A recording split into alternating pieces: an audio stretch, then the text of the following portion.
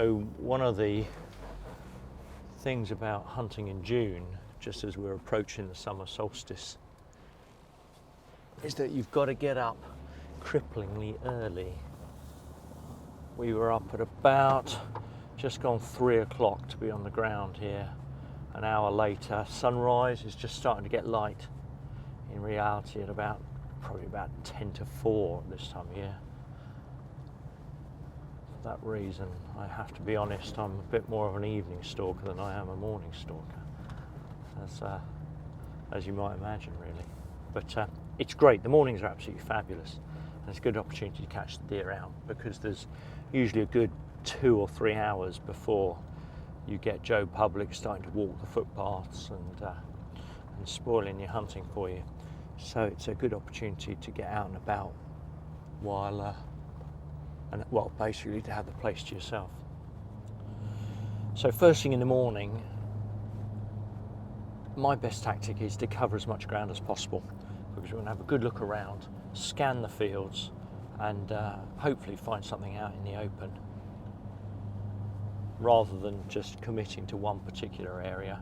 It's a good opportunity, as I say, to up the odds and have a good look around. Yeah, so the thing about this time of year, you can see this wonderful long grass,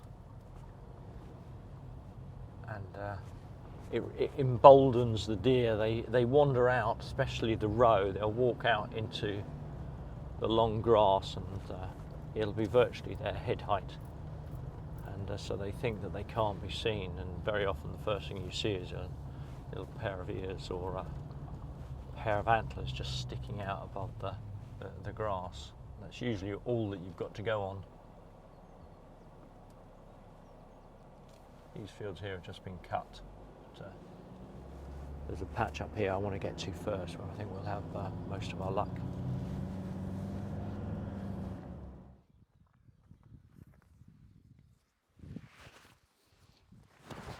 Okay, so being June, what we've got in season is roebuck and muntjac. In theory, we've got muntjac buck and doe. Personally, we're trying to keep the does here at the moment, but muntjac buck and roebuck are what we're going to be after today.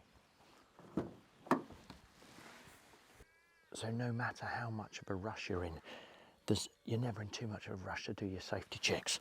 So I always have a little look down the barrel, check that that's all clear. A block barrel can be absolutely disastrous, so it's always worth doing that. And a quick check at the moderator, check that that's on nice and tight. And provided that's the case, then you're good to load up. Point it at the ground when you load up. That way, if you get any accidental discharge, it's just going into the earth rather than 3 miles and an awful headache while you wonder where that bullet's gone. Right, let's see how we get on.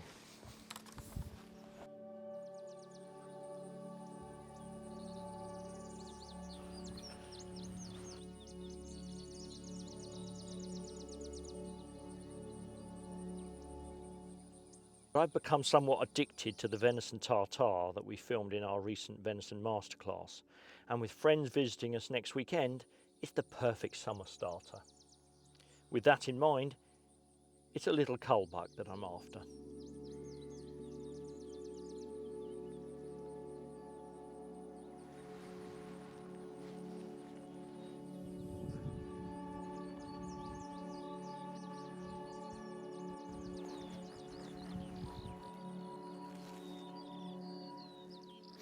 So another typical feature of June, unfortunately for us, is that the roebuck tend to be a little bit lethargic, because what they're doing is effectively trying to put on weight and body condition ready for the rut, which comes in late July and early August. So for the time being, they're content to just lounge up, put on a bit of weight and bide their time, which doesn't make for easy spotting, but I'm sure we'll have a bit of luck. We'll move on and see what we can find.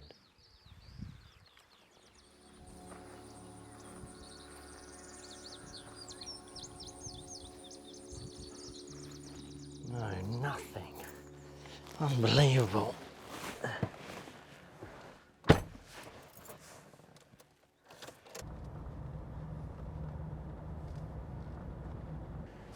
course you have to be careful driving around these narrow country roads. Much to my irritation, a couple of weeks ago I was just driving no more than this, maybe about 15-20 miles an hour, and a fallow doe dashed out of the hedge to my right and just came straight in front of the vehicle before I could have a chance to stop. I think in actual fact the bull bar luckily just took her legs away from her, and but not before she could do a couple of £1,000 worth of damage, which was irritating to say the least. But you do have to err on the side of caution when you're driving these roads, because deer have a habit of just dashing out in front of you. Not a deer to be seen. Oh, running up the road towards us, would you believe it? There she goes across the field. What was I just saying about deer having a habit of rushing out in front of you? No sooner do I say that than one pops out onto the road in front of us and just crosses through the hedge. It's only a doe though, it's not the buck that we were looking for. So obviously not shootable at this time of year. But where there's a doe, there's undoubtedly a buck knocking around somewhere, but we haven't got the time to watch her. And this one we see a short time later not only represents an unsafe shot, is actually on our Capreolus Club Plus grounds, and so I'll be leaving it for members of the syndicate.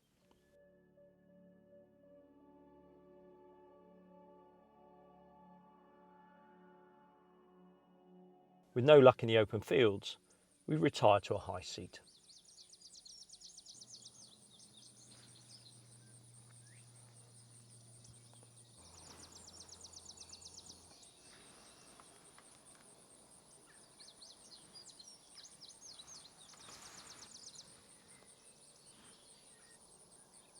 But again, after an hour or so, there's still no luck.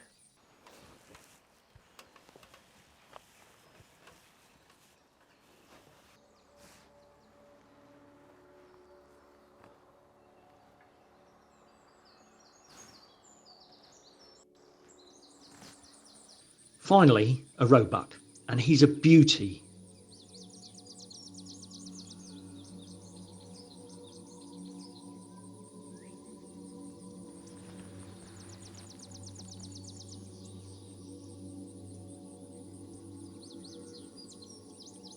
In fact, he's probably middle class. But managing deer is not about shooting every deer that you see. It's about selection. And this one is far too good to shoot on a whim.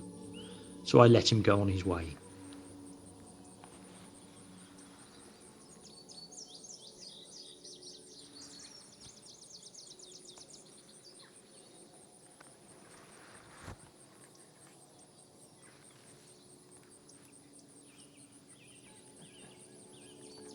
This old sow has proven itself time again.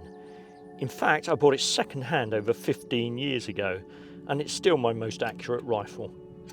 Fitted with a Swarovski scope, javelin bipod attachment, and in the classic 243, it's a perfect roe rifle.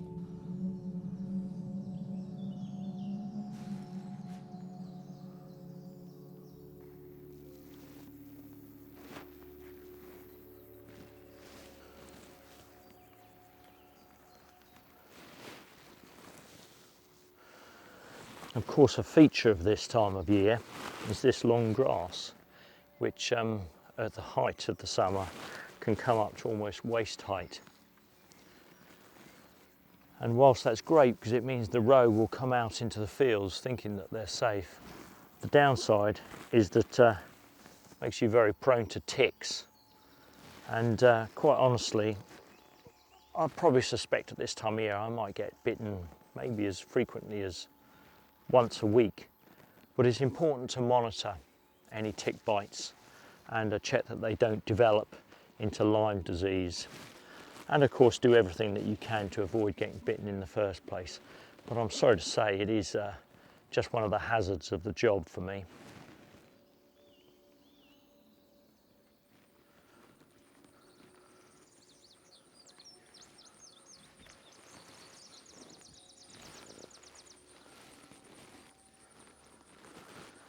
So there we go. Well, 7 AM and I've got to get home. Bit disappointing. Saw a couple of nice bucks, a doe and a few other bits and pieces. It's been an absolutely glorious morning, so no complaints, but that venison tartare, well, it's going to have to wait, I'm afraid. No luck this month, but hey, that's why they call it hunting. Of course, in just a few short weeks at the end of July, it'll be the roe rut when things hot up significantly. If you'd like to get in on the action, you can contact us, info@countydeerstalking.co.uk.